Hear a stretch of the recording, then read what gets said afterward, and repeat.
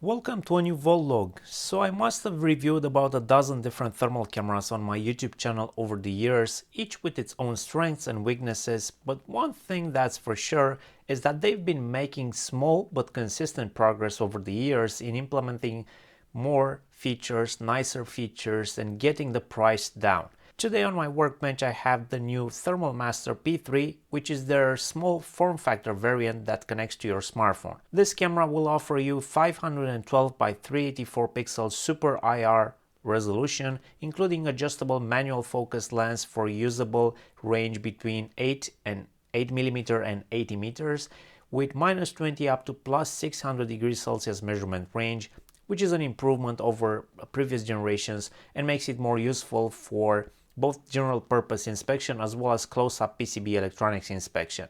And we'll get more into the detailed specs in a minute. Full disclosure, ThermalMaster has sent in this camera for free for the purpose of this review, but there will be no payment exchange, and as always the review will show both its strengths and weaknesses. And should you decide to order one of these after watching my review, there will be a link in the description below to save 8%. This works on the ThermalMaster official website, but the camera can also be ordered from Amazon. So it used to be that you had to pick either an Android or iOS version when you purchased one of these, because it came with either a USB-C or Lightning connector.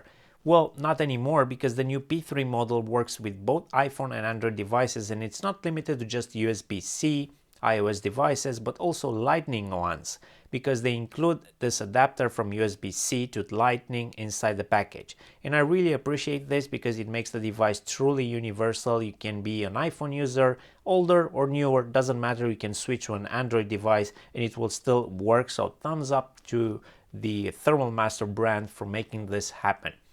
Now let's see what we get inside the package. There is a quick start guide in here, a USB cable extension, a Type-C to Lightning adapter, and the P3 thermal camera in this nice protective carry case. The camera itself has the USB Type-C connection, but then you can either use the extension cable or plug it in directly into the phone. In addition to that, you can use the adapter to connect to a Lightning connector, or the extension cable also includes a USB Type-A adapter to connect it to a computer. So it's truly a universal fit.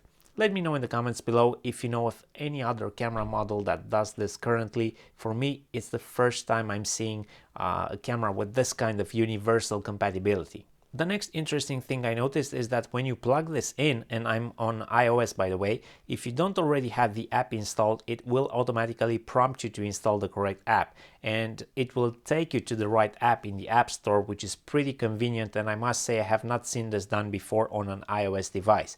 But it sure is convenient that I don't have to dig through the user manual to find the right app to download. Now once you are inside the app, you can quickly start playing with the manual adjustable focus, which gives you a lot of flexibility in terms of the working distance and the level of detail that you are able to get. For example, I can go from inspecting something like an electrical panel, which is 1.5 meters away, to something like a PCB that is just 10 centimeters away and even closer, and I get to see very small components and traces. So let's take a closer look at the specs of the sensor. Natively, this thermal sensor is capable of just 256 by 192 pixel resolution, which is pretty standard for these Infi-Ray manufactured IR sensors.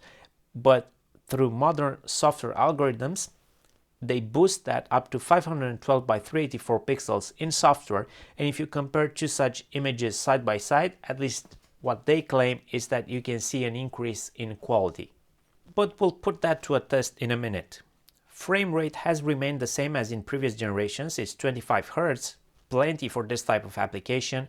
I think they slightly improved the noise sensitivity and lowered the overall power consumption of the camera module so that it has less of an impact on your smartphone battery life, because this will be powered from your smartphone. The field of view is 40 by 30 degrees. The smartphone app looks very nicely polished. It even offered to update the firmware of my camera, and it successfully did so once I granted the permission. You'll find every functionality that you might expect built into the app, like for example different image modes, and there is quite a wide selection of new modes that I haven't seen before. But myself, I still remain a fan of the standard iron color mode. There are all the measurement tools that you could want: automatic tracking of high and low points, manual point measurement, region of interest, line, etc.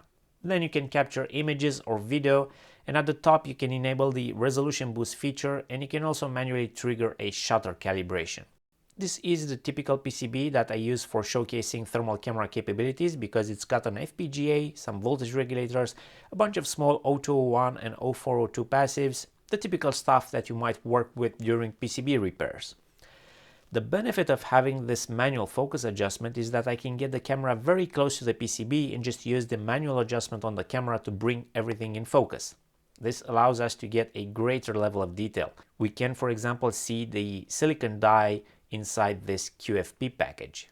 This here is an 0402 LED with an 0201 resistor, which is perfect for showing up the level of detail. It's showing up hot right now because of the few milliamps going through it. And even more interesting is if we look at the resistor for this blinking LED, we can clearly see the resistor and the trace getting hot with each turn on period, then cooling off for the turn off period between blinking the LED.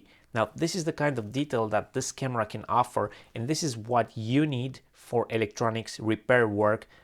It will help you tremendously in identifying if there's some kind of component shorting a power rail. But one thing that I find strange is that enabling or disabling the resolution boost feature doesn't seem to produce any noticeable improvement in the image quality. I've tried this at various distances, various images, and yet there isn't much change in the image quality with or without having the feature active. Sometimes I notice a few pixels are changing here and there, but I wouldn't say it makes the whole image better or worse. But maybe this feature is somehow always on in the background and the button on the screen doesn't do anything. I don't know, but I'm not noticing a major change in the image. I've also explored the alternative Windows PC software, and the software itself installs just fine on my Windows 11 PC. It even installed drivers, but I just couldn't get the camera to successfully connect. It just wouldn't enumerate correctly over USB. And I'm not sure if that's a problem with my particular setup. I just wasn't willing to spend extra time debugging this, as it's really a portable camera to be used with a mobile device, a smartphone or a tablet. I also tried it on macOS because it let me install the mobile app on my Mac Mini, but same story, couldn't get it to connect over a USB. But with everything considered, this is a good thermal camera that it's hard to beat given the current price. I would be curious if you know of a better camera out there that sells for the same price. Let me know in the comments below. I mean, this new way of being universally compatible with both Android and iOS, both USB-C and Lightning connector, is great because you're not locked into a particular connection from the time of purchase. And that manual focus lens makes it good for both general inspection tasks as well as electronics, with the ability to bring the device under test up close to the camera and get that nice level of detail as I've showed earlier. You no longer have to carry that extra macro lens with you, and you get an infinite number of adjustments in between. And if you think about it, there's only one single feature that they could possibly add in the future, but I don't think they will. That is automatical focus built into something like this. But given how slim this device is, I don't think they'll want to build that. That will just raise the cost of the device and make it thicker, which kind of brings the device outside of the market they're trying to sell it currently. The iOS app seems to work great, reliable. It even offered to update the firmware of the camera and has all of the thermal camera features you would usually expect from an app of this type. So yeah, with everything considered, as long as you don't plan to connect it to a computer, because that's the one part I couldn't do, this is the new standard in terms of compact, affordable smartphone thermal cameras. This is the one to get. And should you decide to get one, check out the links in the description and make sure to use the provided discount code to get a better deal. That was all for today, and I will see you in the next video.